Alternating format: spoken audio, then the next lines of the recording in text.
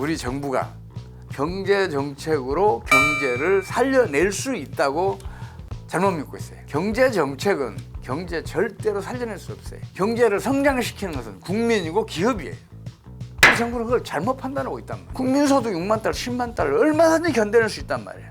그래서 저는 우리나라 잠재 성장률이 6%는 넘고 10년 안에 10만 달러 갈 수 있다고 제가 자신 있게 말씀을 드려요. 가장 중요한 거 그거 뭐냐 그러면 외국인의 직접 투자를 온 힘을 기울여서 유치를 해요. 근데 우리나라는 반대로 지금 하고 있단 말이에요. 그러니까 우리나라 성장률이 낮아져 있는 거예요. 근데 이게 참 바보 같은 짓이에요. 경상수지 흑자를 즉각 해외로 유출시키잖아요. 그러면 당연히 내수는 위축돼요. 그럴 수밖에 없잖아요. 근데 자꾸만 고환율 정책이 살 길이라는 그 잘못된 미신에 이렇게 집착해 있는 게 저로서는 이해하기가 힘들어요.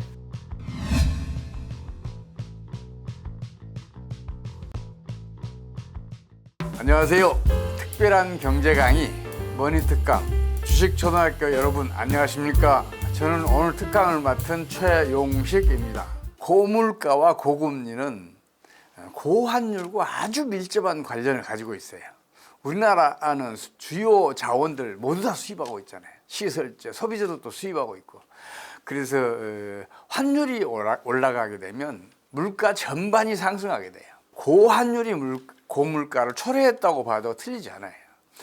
그리고 고환율이 유지가 되면 국내 금융자본은 물론이고 국제 금융자본까지 환차손을 입어요. 그래서 통화 가치가 강세인, 특히 이 달러가 강세인 미국 등으로 우리나라에 투자됐던 국제 금융자본, 국내 금융자본들이 환차익을 노리고 미국으로 이탈하게 돼요. 그럼 당연히 국내 유동성은 수축이 되고 그 유동성 수축이 고금리를 초래하죠.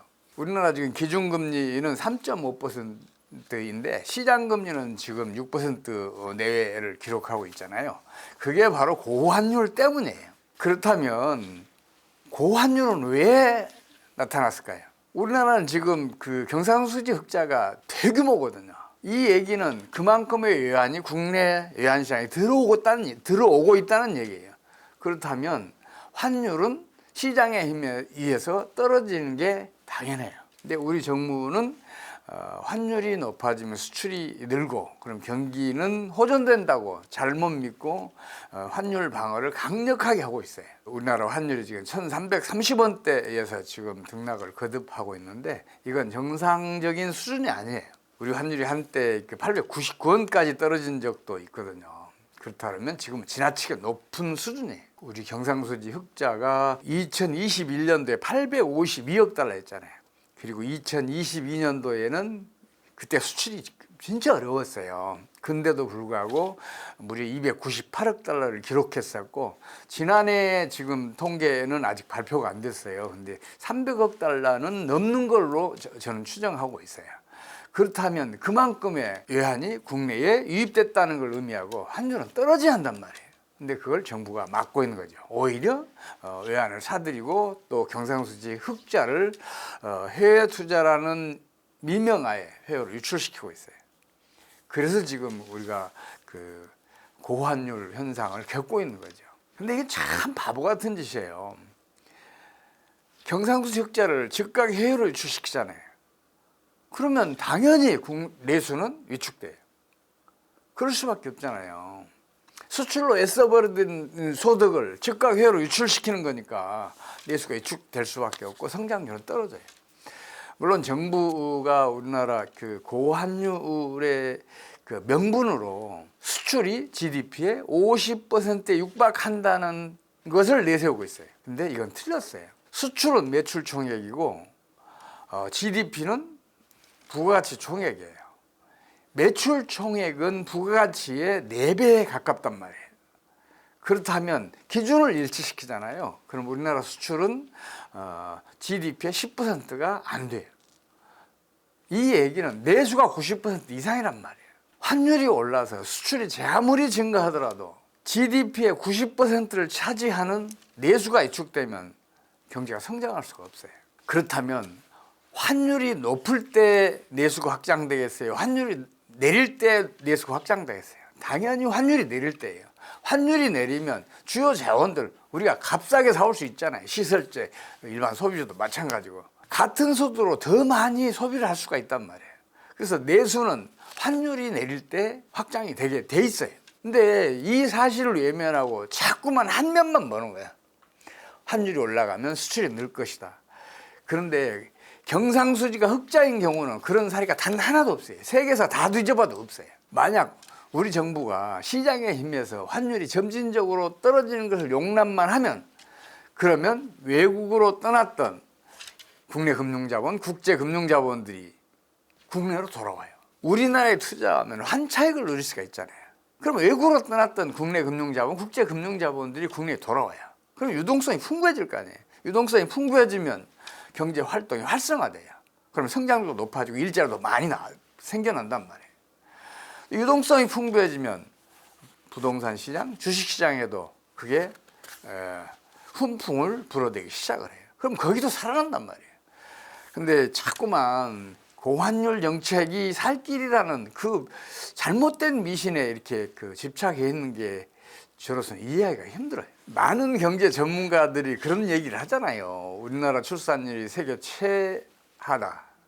따라서 우리나라의 미래는 없다. 극단적으로 그런 얘기까지 하는 사람들이 있어요. 근데 저출산, 또 남녀 간 갈등, 저성장 등등의 장애물로 너무하고 있는 거지 그 앞에 좌절하라고 있는 게 아니에요.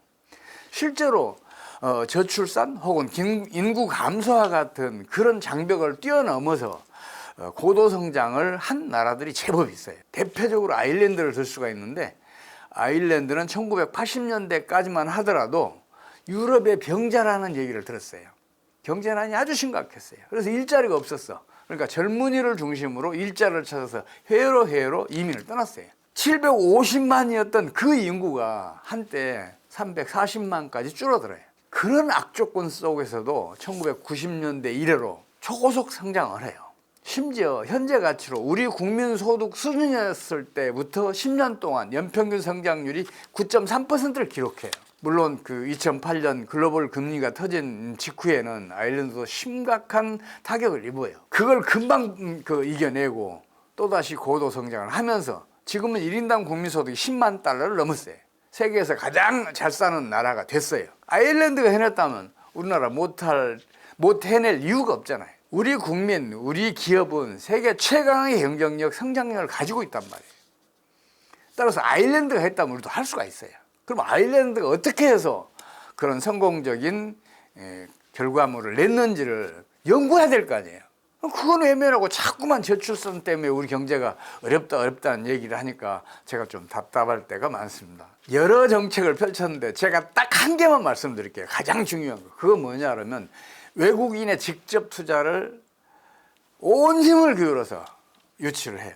외국 자본 유치가 뭘 의미하겠어요? 외국에서 축적된 소득을 국내로 유입시켰다는 얘기 아니에요. 그럼 그만큼 소득이 커지고 그만큼 유수가 커져서 성장률은 높아지는 거죠. 다른 여러 정책들도 펼쳤는데 외자 유입 정책이 가장 결정적인 역할을 해요. 근데 우리나라는 반대로 지금 하고 있단 말이에요. 우리 경상수지 흑자를 해외 투자라는 미명하에 계속해서 외국으로 유출시키고 있어요. 그러니까 우리나라 성장률이 낮아져 있는 거예요. 저는 지금도 우리나라 잠재 성장률은 6% 넘는다고 생각해요. 왜냐하면 경상수지가 대규모 흑자를 기록하고 있으니까 그만큼 더 소비해도 상관없잖아요. 그만큼 성장률을 높여도 상관없단 말이에요. 그게 잠재 성장률이에요. 지금 우리나라의 경상수지 흑자의 해외 유출 정책이 지금 현재의 경제난을 초래한 가장 결정적인 원인이라고 저는 생각하고 있어요. 아일랜드와 반대 정책을 펼쳤으니까, 아일랜드는 성공했으니까 우리는 실패할 수밖에 없는 거죠. 우리 경제의 장점은 헤아리기 어려울 정도로 많아요. 그중에서 대표적으로 제가 한 개만 말씀드릴게요. 우리 국민은, 그리고 우리 기업은 세계에서 최강의 실력을 갖추고 있고 경쟁력, 성장력을 갖추고 있어요. 대표적으로 제가 한류 하나만 말씀드려도 충분하잖아요. 문화라는 것은 잘 사는 나라에서 못 사는 나라로 흘러가는 게 정상이에요. 그렇잖아요. 잘 사는 나라가 부러우니까 문화도 본받게 되잖아요. 근데 우리나라는 우리나라보다 더 잘 사는 나라로 한류를 역수출하고 있어요. 역류하는 데는 힘이 3배, 4배가 필요하단 말이에요. 그만큼 우리나라 엔터업계에 종사하는 연예인 등 우리 국민들, 그리고 엔터업계의 그 기업들 세계 최강이란 말이에요. 그럼 일반 산업은 뭐 또 그 엔터업계만큼 못하냐? 아니에요. 더 강력해요. 지금 그 산업의 쌀이라는 반도체 산업, 우리나라 최강이잖아요. 그동안에는 이제 메모리 반도체에서만 우리가 세계 최강이었었는데 지금은 시스템 반도체도 세계 최강에 올라서고 있고, 또 반도체 설계업도 지금 커가고 있잖아요. 화장품, 또 배터리, 그리고 제약, 이런 산업이 포함된 정밀화학산업, 이것도 지금 우리나라가 굉장히 빠르게 성장하고 있어요. 수송기계류를 포함한 일반 기계류는 우리나라 수출의 최대 품목이에요. 그만큼 발달해 있단 말이에요. K방산 유명하잖아요. K9 자주포, K2 전차 뭐 등등.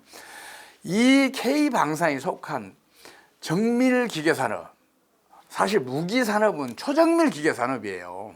이 정밀기계산업도 우리나라가 세계에서 최강의 경쟁력, 성장력을 가지고 있어요.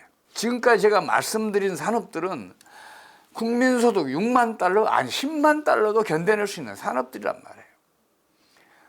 또 일반 전자제품들 있잖아요. TV나 뭐 핸드폰이나 그런 전자제품도 지금 세계 시장에서는 다 명품 대접 받고 있잖아요. 중소기업이 생산하는 제품들도 마찬가지예요. 이 명품들은 가격이 올라가야 명품 대접을 받아요. 매출이 더 늘어나요. 가격이 떨어지면 명품에서 이탈을 해요. 국민소득 6만 달러, 10만 달러 얼마든지 견뎌낼 수 있단 말이에요. 그래서 저는 우리나라 잠재 성장률이 6%는 넘고 5년 안에는 국민소득 6만 달러 갈 수 있고 10년 안에 10만 달러 갈 수 있다고 제가 자신 있게 말씀을 드려요. 우리 경제의 장점 그 밖에도 말씀드리자면 뭐 한도 끝도 없이 할 수가 있어요. 단점이 딱 하나 있어요.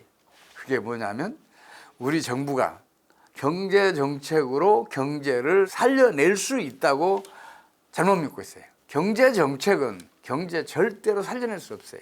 만약에 경제 정책으로 경제를 살려낼 수 있다면, 성장률을 높일 수 있다면 세계에서 가난한 나라가 어디가 있겠어요? 경제난을 겪을 나라가 어디가 있겠어요? 경제 정책으로는 경제를 절대로 못 살려요. 경제를 성장시키는 것은 국민이고 기업이에요. 우리 정부는 그걸 잘못 판단하고 있단 말이에요.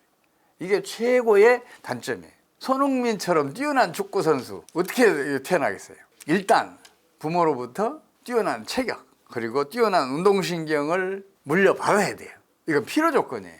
축구 기술, 그리고 체력, 경기 감각, 이것이 뒷받침하지 않으면 뛰어난 체격, 뛰어난 운동신경 전혀 발휘 못해요. 경제 성장도 마찬가지예요.